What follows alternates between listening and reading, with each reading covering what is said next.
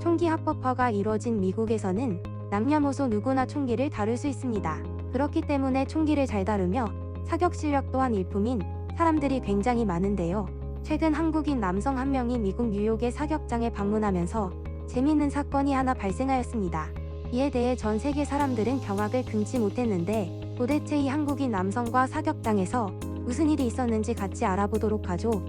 총기 합법화로 다양한 사격장이 존재하는 미국.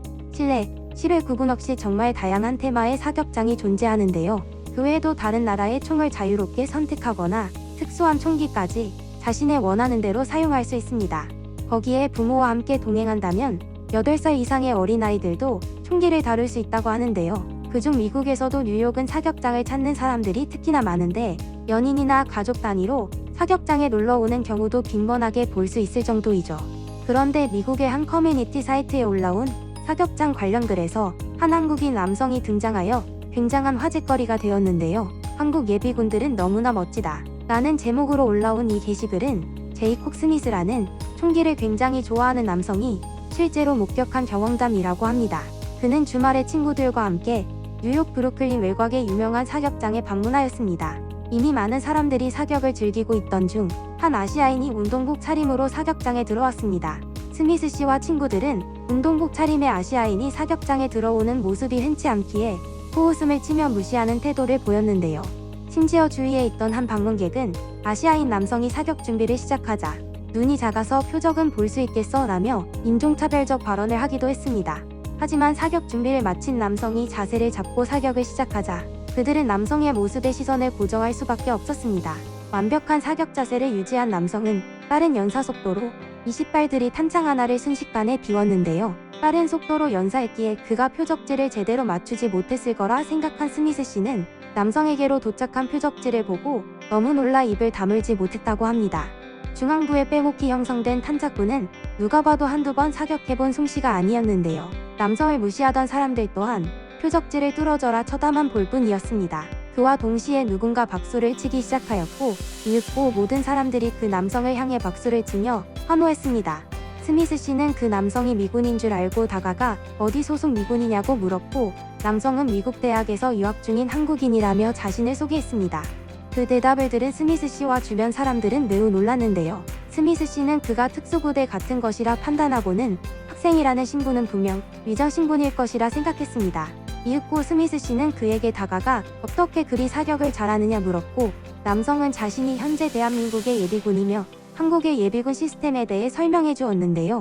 설명을 들은 스미스 씨와 주변 사람들은 그의 발언에 굉장히 놀랄 수밖에 없었습니다. 바로 대부분의 한국 남성들이 총기를 사용해 보았고 군대 제대 후 매년 예비군 훈련까지 받는 언제든 싸울 준비가 된 군인들이라는 것이었는데요.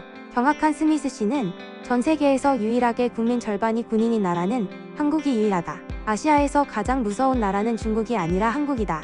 중국의 인구는 14억 명인데 군인 수는 210만 명에 불과하다. 하지만 한국은 예비군 전력을 포함한 370만 명의 군인을 보유하고 있다며 놀라움을 표현했습니다.